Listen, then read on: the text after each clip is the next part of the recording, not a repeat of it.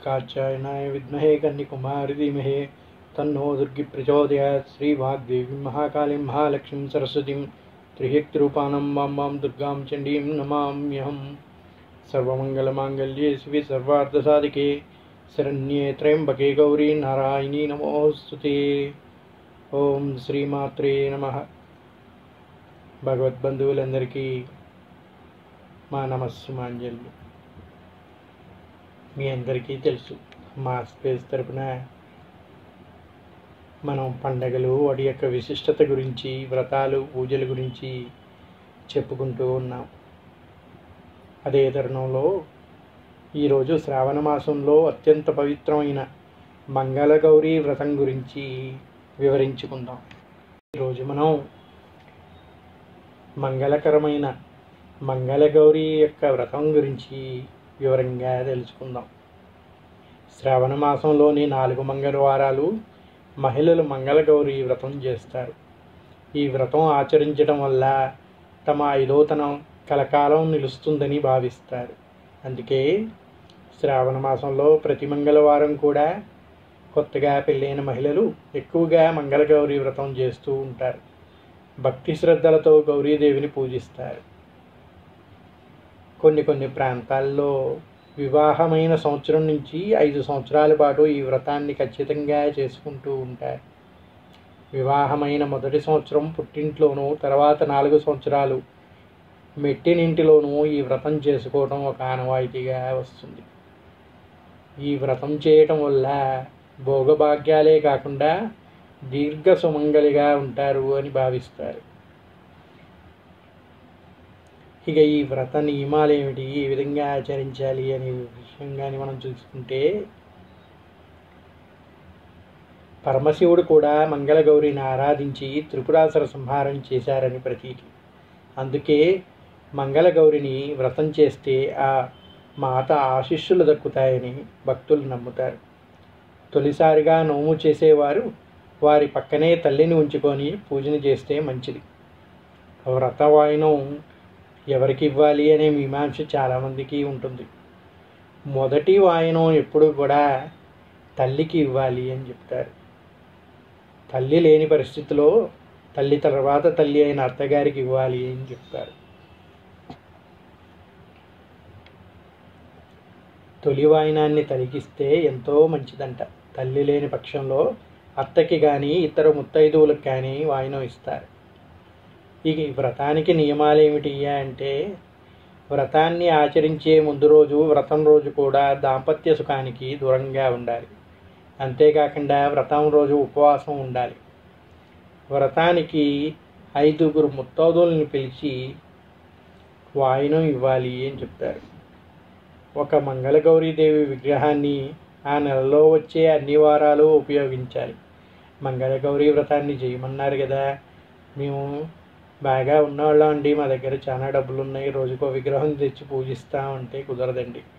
ఏదైతే మీరు మొదటి రోజు వ్రతానికి వినియోగించారో అదే విగ్రహాన్ని కూడా ఈ 4 వారాలు మీరు చేసే మంగళగౌరీ వ్రతంలో అదే విగ్రహాన్ని వినియోగించాలి అని చెప్తారు. మరి మొదటి రోజు నేను మా తల్లిగారింట్లో చేశాను కదండి, మరి ఇప్పుడు మేము మా అత్తగారింట్లో చేసుకోవాలి, ఆ విగ్రహాన్ని తీసుకెళ్ళొచ్చా అని చెప్పేసి కొంతమందికి అనుమానంగా ఉంటుంది. అందుకే ఇక్కడ క్లియర్గా చెప్పారండి. శ్రావణ మాసంలో మొదటిగా పెళ్ళి అయిన వాళ్ళు మొదటి సంవత్సరం చేసే ఈ వ్రతాన్ని తల్లిగారింట్లో చేయమన్నారు. అంటే ఈ 4 వారాలు కూడా మీ తల్లిగారింట్లోనే చేయాలి. అందువల్ల ఆ విగ్రహాన్ని మీరు తెచ్చుకోవాల్సిన అవసరం లేదు. ఇంకోటి, ఈ వ్రతంలో నియమాలు ఏమిటయ్యా అంటే, సౌభాగ్యం కోసం చేసే వ్రతం కనుక ఈ వ్రతంలో సౌభాగ్య చిహ్నాలైన పసుపు కుంకాలు వాయినంగా ఎవరికి ఇవ్వరాదు అని చెప్తారు. మీరు కావాలంటే వచ్చిన వాళ్ళకి కుంకుమతో, పసుపుతో, గంధంతో వాళ్ళ పాదాలకి గంధం, పసుపు రాయండి, గంధం పెట్టండి, కుంకుమతో బొట్టు పెట్టండి. కానీ వాయినం రూపంలో కుంకుమ, పసుపు అనేది వేరెవ్వరికి ఇవ్వకూడదు అని చెప్తారు. మీ తల్లికి కానీ అత్తగారికి కానీ ఇవ్వచ్చండి, వేరెవ్వరికి కూడా వాయిన రూపంలో కుంకుమ పసుపు ఇవ్వద్దు అని చెప్తారు.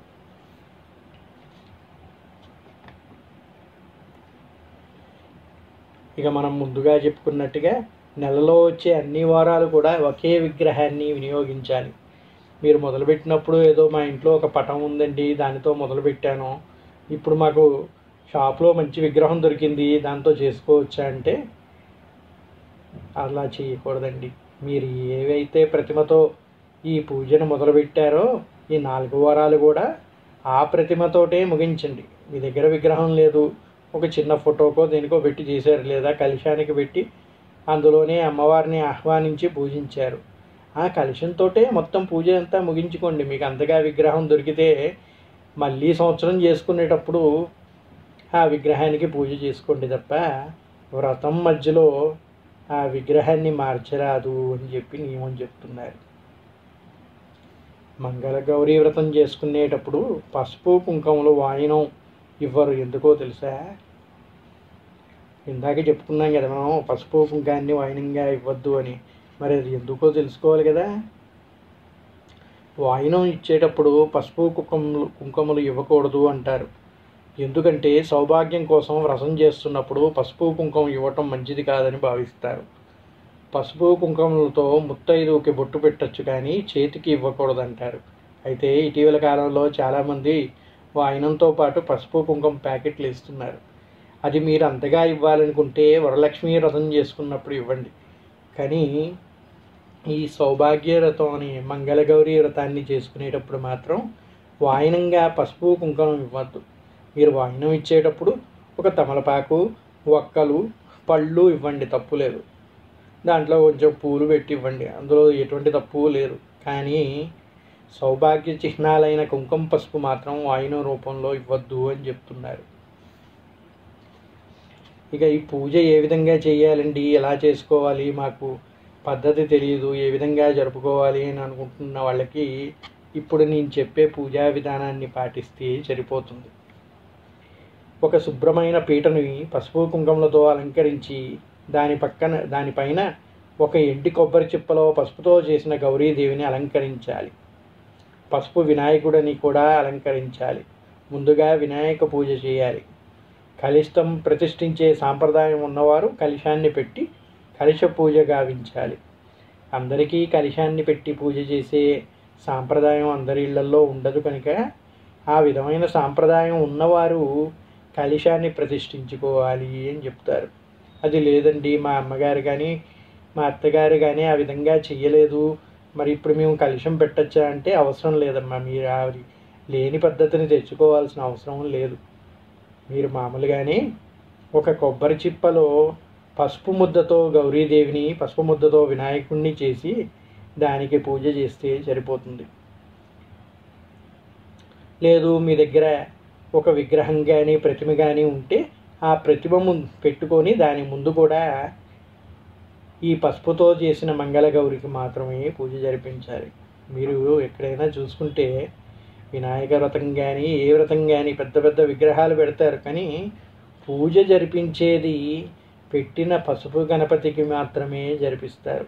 ఎక్కడైనా మీరు చూడండి, పెద్ద పెద్ద విగ్రహాలు పెట్టారండి, మా దగ్గర 30 అడుగులు పెట్టారు, మా దగ్గర 150 అడుగులు పెట్టారు అని చెప్తారు.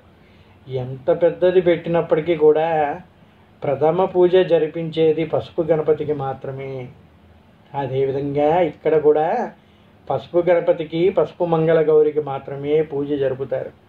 అలంకరణ చేసుకోవడానికి మీరు విగ్రహాలని కానీ పటములు కానీ పెట్టుకోవచ్చు, కానీ ముఖ్యంగా మీరు పూజ గావించేది మాత్రం ఈ పసుపుతో చేసిన మంగళ గౌరికి మాత్రమే.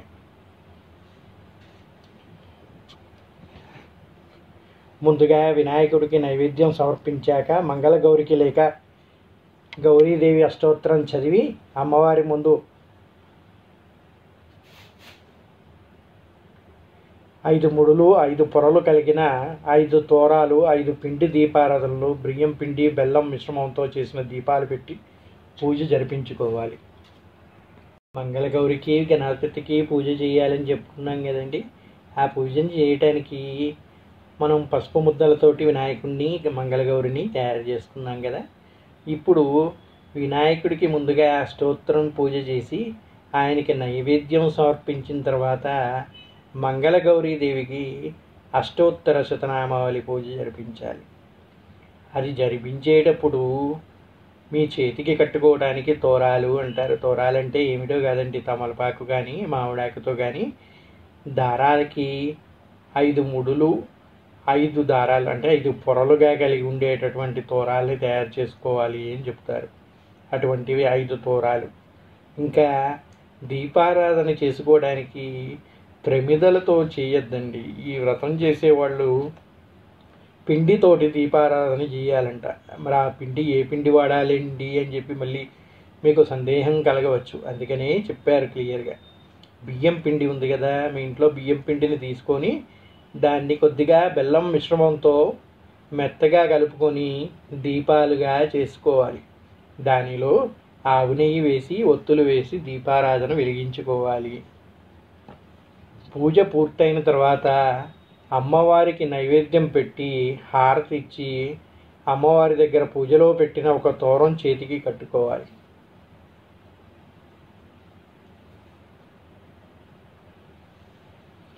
ఇక మీరు ఇందాక పెట్టారు కదండి బియ్యపిండి బెల్లం మిశ్రమంతో చేసిన దీపాలు.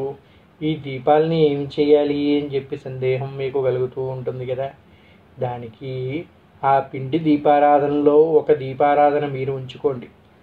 ఒకటి అమ్మవారికి, అంటే పూజ చేసిన వారు అమ్మవారి దీపాన్ని తీసుకుంటారు. మిగిలిన 3 ముత్తైదువులకు తాంబూలంతో పాటు ఇవ్వాలి. వ్రతం చేసుకున్న వారి నుండి కూడా అమ్మవారికి హారతిచ్చి నైవేద్యం పెట్టి యథాస్థానం ప్రవేశయామి పూజార్థం పునరాగమనశ్చ అని అమ్మవారికి ఉద్వాసన చెప్పాలి. పూజంతా అయిపోయింది. అమ్మవారిని రోజు కూడా మీ ఇంట్లో కూర్చోబెట్టుకొని ఆమెకి నైవేద్యం హారతులన్నీ ఇవ్వలేరు కదా. ఆ పద్ధతిగా రోజు గుళ్ళో చేసినట్టుగా మనం ఇంట్లో చేయలేము కాబట్టి పూజ మొదలుపెట్టేటప్పుడు ఆవాహనం చేసుకుంటాం. పూజ సమాప్తం అయిపోయిన తర్వాత యథాస్థానం ప్రవేశయామి అని చెప్పాలంట. నైవేద్యం పెట్టిన తర్వాత అమ్మా నీ స్థానానికి నువ్వు వెళ్ళమ్మా, మమ్మల్ని ఆశీర్వదించి అనుగ్రహించు తల్లి అని ప్రార్థించి ఆమెకి ఉద్వాసన పలకాలి. అంటే అమ్మని స్వస్థానానికి వెళ్ళి మళ్ళీ పూజకి మమ్మల్ని అనుగ్రహించు అని అర్థం అన్నమాట. ఇప్పటికి వెళ్ళమ్మా, మమ్మల్ని అనుగ్రహించు తల్లి, మళ్ళీ నేను పూజ చేసేటప్పుడు నన్ను అనుగ్రహించడానికి మళ్ళీ రావమ్మా అని చెప్పి చెప్పడం అంట ఈ ఉద్వాసన యొక్క ప్రథమార్థం. అంతటితో ఒక వారం వ్రతం సంపూర్ణమవుతుంది. పసుపు కుంకుమల్లో సౌభాగ్యం కోసం, సత్సంతానం కోసం, అన్యోన్య దాంపత్య కోసం మంగళగౌరి వ్రతాన్ని ఈ విధంగా జరుపుకోవాలి అని చెప్తారు. ఓం శ్రీమాత్రే నమః. సకలాభీష్టాల్ని సిద్ధింపజేసే కామస్వరూపిణి అయిన మంగళగౌరి వ్రతాన్ని ఆచరించి నిష్ఠతో భక్తి శ్రద్ధలతో పూజ జరిపించిన వాళ్ళు మంగళగౌరి వ్రత కథని కూడా నియమంగా చెప్పుకుంటూ ఉంటారు. ఈ కథ విన్నవారికి సకలాభీష్టాలు సిద్ధిస్తాయంట. 5వ తనంతో సర్వమంగళ మాంగళ్య అనుగ్రహంతో మీ మాంగళ్యం కూడా సుఖ సౌభాగ్యాలతో సంతోషంగా సుమంగళిగా ఉంటారు అని చెప్పి చెప్తారు. అందువల్ల మంగళగౌరి యొక్క వ్రత కథని అందరూ కూడా భక్తి శ్రద్ధలతో వినగోరుచున్నాను. ఇది ఆడవాళ్ళు మాత్రమే వినాలని ఎక్కడా నియమం లేదండి. మంగళగౌరి వ్రతాన్ని ఆచరించేది ఆడవాళ్ళైనా కూడా అనుమతించేది చేసుకునేది కూడా దంపతులు అని చెప్తారు. ఏ వ్రతం ఆచరించాలి అన్నా కూడా ముందుగా పెళ్ళి కాని స్త్రీ అయితే తండ్రి అనుమతి తీసుకోవాలి అంటారు. పెళ్ళి అయిన స్త్రీ అయితే భర్త అనుమతితో చేయాలి అంటారు. ఏ వ్రతానికైనా వ్రతఫలం లభించాలంటే ముందుగా మీ భర్త యొక్క అనుగ్రహాన్ని తీసుకొని ఈ వ్రతం ఆచరించాలంట. అప్పుడే అది ఫలితాన్ని ఇస్తుంది అని చెప్తారు, ఏ వ్రతం అయినా కూడా. అలాగే మంగళగౌరి వ్రతం చేసిన తర్వాత అమ్మవారి ఆశీస్సులు పొందిన తర్వాత మీ భర్త కాళ్ళకి నమస్కరించి ఆయన అనుగ్రహాన్ని కూడా పొందినట్టయితే అమ్మవారి పరిపూర్ణ అనుగ్రహం మీ పైన ఉంటుంది అని చెప్పి చెప్తారు. ఇక మంగళగౌరి వ్రత కథ గురించి మనం చెప్పుకుందాం. పూర్వం దేవతలు రాక్షసులు కలిసి అమృతం కోసం క్షీరసాగరం మదనం చేశారు. కృతయుగంలో దేవతలు రాక్షసులు కలిసి అమృతం కోసం క్షీరసాగర మదనం జరిపించారు అని అందరికీ తెలుసు కదా. అలా జరిపిస్తున్నప్పుడు అమృతానికి ముందు అగ్నిజ్వాలలు కక్కుతూ కాలకూట విషం పుట్టుకొచ్చిందంట. దానిని చూసి భయకంపితులైన దేవదానవులు పరమేశ్వరుని శరణుజొచ్చారు. ఆ సమయాన పరమేశ్వరుడు మందహాసముతో చిరునవ్వి నవ్వి, ఇప్పుడు నేనేమి చెయ్యను అన్నట్లు పార్వతి వైపు చూశాడంట. ఎందుకయ్యా అంటే పార్వతీదేవి సర్వశక్తి స్వరూపిణి. ఆమె అనుజ్ఞ లేనిదే శివుడు కానీ లక్ష్మీదేవి అనుగ్రహం లేనిది విష్ణువు కానీ ఏమీ చేయలేరంటారు. ఎందుకంటే వీళ్ళందరికీ కూడా శక్తినిచ్చేది అమ్మవార్లు మాత్రమే. ఆ సర్వమంగళ స్వరూపిణి అయిన జగన్మాత భర్త చూపులోని ఆంతర్యం ఏమిటో గ్రహించింది. దేవతలైనా దానవులైనా మానవులైనా మన భక్తులే కదా, మన బిడ్డలే కదా, ఆపద కలిగినప్పుడు మనమేగా వారిని రక్షించేది అని చెప్పిందంట అమ్మవారు. నిరంతరం స్త్రీల సౌభాగ్య సంపదను కాపాడే ఆ సర్వమంగళ స్వరూపిణి తన మాంగళ్య సౌభాగ్యమునిపై ప్రగాఢ విశ్వాసం ఉంచి లోక వినాశునికి కారణభూతమవుతున్న ఆ భయంకర కాలకూట విషాన్ని తన భర్త మింగేందుకు అనుమతి ఇచ్చిందంట. ఈ విధంగా మనకి పురాణాలు చెబుతూ ఉన్నాయి. ఏమి జరిగిందయ్యా అంటే సాగర మదనం గావించారు. వాసుకితో పర్వతాన్ని రాక్షసులు దేవతలు కలిసి వాసుకిని అటు ఇటు లాగుతూ మందనం గావించి అమృతం గ్రహించాలనే ఉద్దేశంతో జరిపిన సాగర మదనంలో అమృతానికంటే ముందు కూడా కాలకూట విషం అనేది వచ్చిందంట. అది చాలా భయంకరమైనదంట. దాన్ని కానీ అలాగే వదిలిస్తే ప్రకృతి వినాశనం అవుతుంది అంటారు. సకల దేవతలు దానవులు ప్రకృతి మొత్తం సృష్టి అంతా కూడా సర్వనాశనం అయిపోతుందంట. అంతటి భయంకరమైన కాలకూట విషం అది. ఆ కాలకూట విషాన్ని భరించలేని దేవతలు దానవులు కూడా పరమేశ్వరుని యొక్క శరణు కోరారంట. అప్పుడు ఆ పరమేశ్వరుడు సరే ఇప్పుడు నేను ఏం చెయ్యాలి అని తన భార్య అయిన పార్వతి వైపు చూశాడంట. ఆ పార్వతి ఎవరయ్యా అంటే సర్వమంగళ స్వరూపిణి అయిన పార్వతీదేవి అందరికీ మంగళ సౌభాగ్యాలు కలిగిస్తూ ఉంటుంది. సకల స్త్రీ కోటికి కూడా ఆమె మాంగళ్య బలాన్ని అందిస్తుంది, సౌభాగ్య చిహ్నాన్ని అందిస్తూ ఉంటుంది.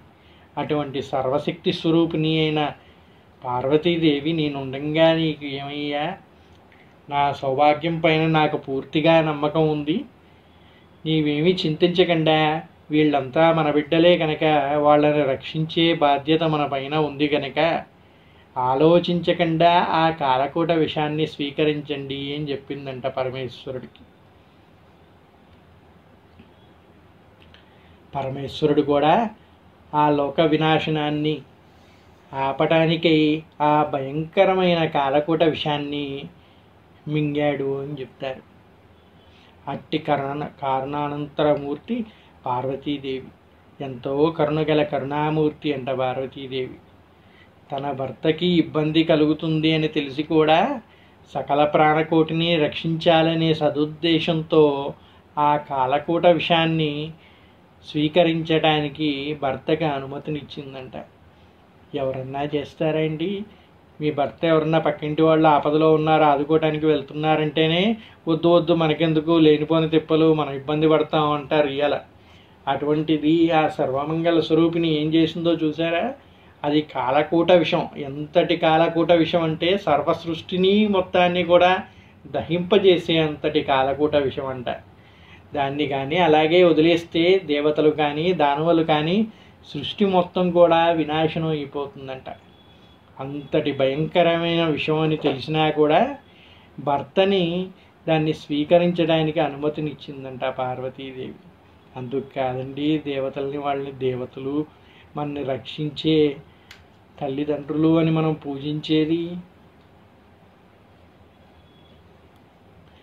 అందుకే అంత కరుణామూర్తి అయిన పార్వతీదేవిని, ఆ సర్వమంగళ స్వరూపిణి అయిన భవానీమాతను కొత్తగా పెళ్ళైన స్త్రీలు శ్రావణ మాసం తొలి మంగళవారంతో మంగళగౌరి వ్రతాన్ని విధిగా ప్రారంభించి 5 సంవత్సరాలు దీక్షగా ఆచరిస్తూ ఉంటారంట.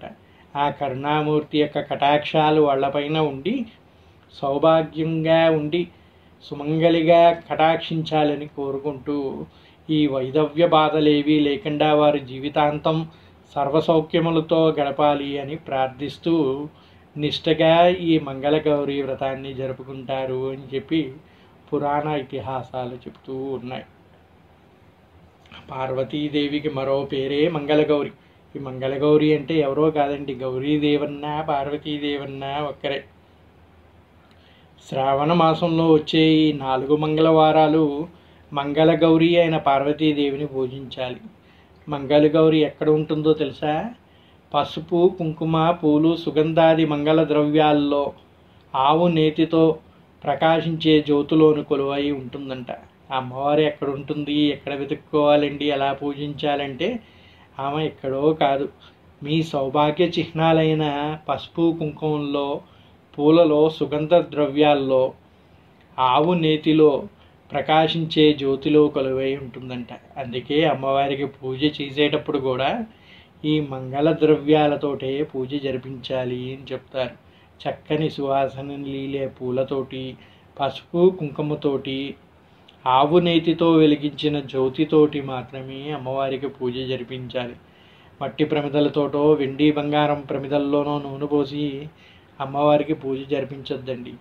నేతి దీపం మనం చెప్పుకున్నాం కదా ఇందాక, పిండితో చేసినటువంటి దీపంలో నెయ్యి వేసి 3 ఒత్తుల్ని కలిపి అమ్మవారికి హారతి ఇవ్వటానికి ఒక ఒత్తిగా చేసి వెలిగించాలి. 3 ఒత్తులు అన్నా, 3 ఒత్తులు అంటే త్రివర్తం, అంటే అమ్మవారు 3 స్వరూపాలు. త్రిశక్తి రూపేణాం గౌరీం సర్వమంగళాం అంటారు. అంటే ఆ లక్ష్మీ, సరస్వతి, పార్వతి కూడా ఎవరో కాదండి, 3 స్వరూపాలు ఒకటే. ఆ సర్వమంగళ మాంగళ్యే ఆమెయే ఆ 3 స్వరూపాలు కనుక వాటికి చిహ్నంగా ఆ 3 ఒత్తులను అనేది వేస్తూ ఉంటాం. ఇంకో విధంగా చెప్పాలంటే 3 ఒత్తుల్లో ఒకటి మీ మనస్సు, ఒకటి పరమాత్మ, జీవాత్మ పరమాత్మతో కలిపి ఆ జ్యోతిస్వరూపుడైన పరమేశ్వరుణ్ణి కలిపి ఆ 3 ఒత్తుల్ని ఒక దీపంగా వెలిగిస్తే వాళ్ళ ప్రకృతి పురుషుల యొక్క ఆశీర్వాదం మనకి ఆ జ్యోతిస్వరూపం ద్వారా కలుగుతుంది అని చెప్పుకోవచ్చు. వ్రత కథ గురించి చెప్పుకున్నాం.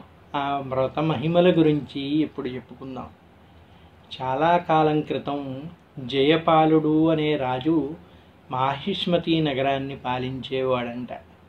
భోగభాగ్యాలు ఎన్ని ఉంటేనేమో ఆయనకు సంతానం కలగలేదు. ఆయనకి ఎంతో భోగభాగ్యాలు ఉన్నాయి, సంపద, రాజ్యభోగాలు అన్నీ కూడా ఉన్నాయి.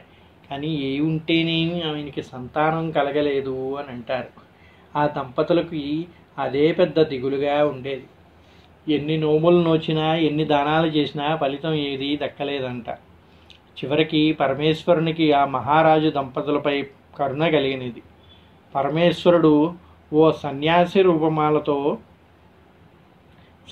రూపంలో జయపాలుని నగరానికి వచ్చి అంతఃపురం బయట ద్వారం వద్ద నిలబడి భవతీ భిక్షాందేహి అని అక్కడ నుండి వెళ్ళిపోయాడంట.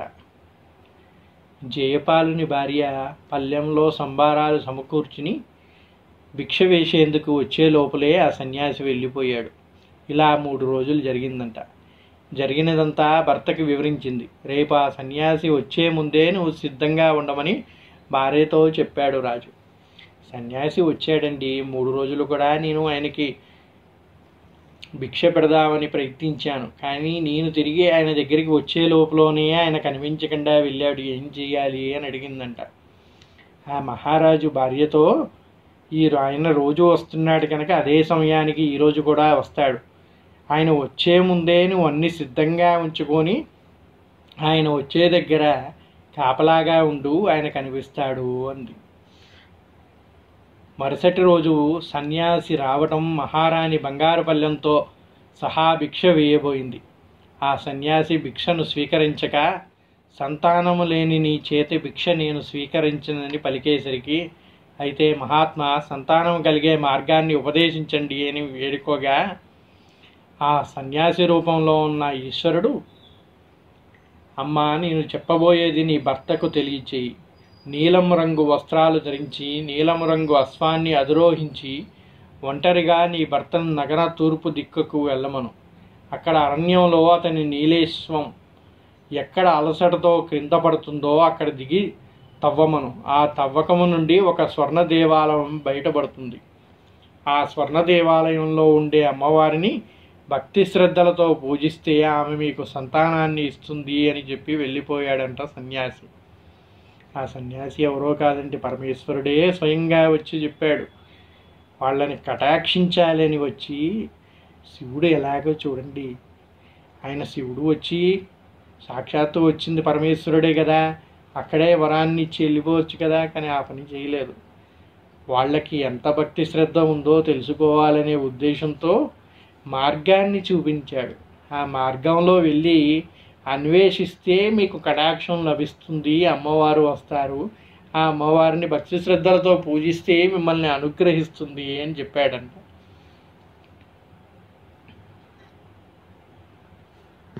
ఆ మహారాజు యొక్క భార్య ఆ సన్యాసి చెప్పిందంతా కూడా భర్తకి వివరించిందంట. ఆ భర్త కూడా అదే విధంగా చేస్తాను అని చెప్పి ఆ పరమేశ్వరుడు చెప్పిన మార్గాన్ని ఆ నీలాశ్వంతో బయలుదేరగా ఒక బంగారపు గుడి కనిపించిందంట. అక్కడ అశ్వమాగిన చోట తవ్వి చూస్తే బంగారపు గుడి కనిపించింది. భక్తి శ్రద్ధలతో అమ్మవారికి పూజలు జరిపి జయపాలుడు ప్రార్థించాడు. జయపాలుడు భక్తికి మెచ్చిన అమ్మవారు ధనాన్ని ఇస్తాను కోరుకోమంది. అమ్మవారు, నాకు ధనము వద్దు తల్లి, సంతానము కావాలి అన్నాడు జయపాలుడు. అప్పుడు అమ్మవారు, దీర్ఘాయువు వైదవ్యము గల కన్య కావాలినా, అల్పాయుష్కుడు సజ్జనుడు అయిన కుమారుడు కావాలా, కోరుకోమని అడిగిందంట. 2 వరాల్లో ఏదో ఒకటి కోరుకోవయ్యా. దీర్ఘ ఆయువు కలిగిన కన్య కావాలా, కాకపోతే ఆ కన్యకి వైదవ్యం కలుగుతుంది అని చెప్పింది. లేదంటావా, అల్పాయుష్కుడైన కొడుకు పుడతాడు కానీ ఎంతో సజ్జనుడైన కుమారుడు అవుతాడు అని చెప్పిందంట. అప్పుడు ఆ రాజు పితృదేవతలను ఉద్ధరించేందుకు కుమారుడు కావాలని కోరుకున్నాడంట. అప్పుడు ఆ దేవి ఆ రాజుని తన పరశుమను ఉన్న గణపతి నాభి అందుండగా పైచి చుంతనే ఉన్న చూత వృక్ష ఫలాన్ని నీ భార్యకివ్వు అని అంతర్ధానం అయ్యిందంట. జయపాలుడు ఆ వృక్షానికి ఉన్న పండ్లని కోసేసరికి గణపతి కోపం వచ్చింది. వినాయకుడికి కావాల్సిన ఫలాన్ని కోస్తే ఆయనకి కోపం రాదు, ఆ విధంగా కోసేసరికి గణపతికి ఒక్కసారిగా కోపం వచ్చిందంట. ఇందుకు ఫలితంగా నీకు జన్మించే కుమారుడు 16వ ఏట సర్పం బారిన పడి మరణిస్తాడు అని శపించాడంట వినాయకుడు. ఆ విధంగా కొన్నాళ్లకు జయపాలుని భార్యకి ఒక కుమారుణ్ణి కన్నది. ఆ కుర్రవాడికి వయసు వచ్చింది. వివాహం జరిగితే కుమారుడు ఆయుష్ పెరుగుతుందేమోనని భావించి కుమారుడికి వివాహం చేద్దామని భర్తతో అన్నది. కాశీ విశ్వేశ్వరుని దర్శించి వచ్చాక వివాహం చేద్దామని చెప్పి తన కుమారుణ్ణి అతని మేనమామతో కాశీకి పంపించారు. త్రోవలో వారు ప్రతిష్టానపురం చేరారు. అక్కడ వారిద్దరూ ఓ సత్రంలోకి ప్రవేశించారు. అక్కడ కొందరు కన్యలు ఆడుకుంటున్నారు. వారిలో సుశీల అనే కన్య మరో కన్యతో గొడవ పడగా ఆ కన్య సుశీల్ని ముండా రండా అంటూ కోపంతో దుర్భాషలాడింది. అప్పుడు సుశీల, మా అమ్మగారు మంగళగౌరి వ్రతం చేస్తున్నది కాబట్టి మా కుటుంబంలో ఎవరు ముండలు రండలు ఉండరు అంది కోపంతో. జయపాలుని కుమారుడు శివుడు, అతనే మేనమామ ఇదంతా జరిగేటప్పుడు అక్కడే ఉన్నారు. తన మేనల్లుడు అల్పాయుష్యుడికి ఉన్న సంగతి అతనికి తెలుసు. మా ఇంట్లో ముండలు రండలు ఎవరు ఉండరు అన్న పాప యొక్క మాటలు విన్న వాళ్ళు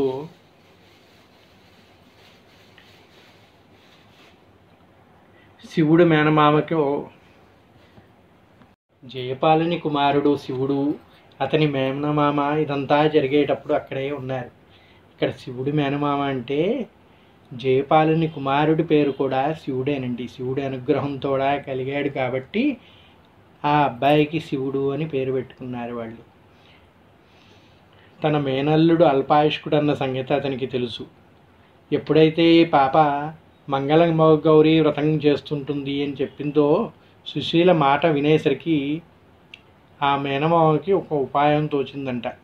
సుశీలను శివుడికిచ్చి వివాహం జరిపిస్తే అతనికి తప్పకుండా మంగళగౌరీ దేవి యొక్క అనుగ్రహం లభించి పరిపూర్ణ ఆయుష్కుడు అవుతాడని భావిస్తాడు.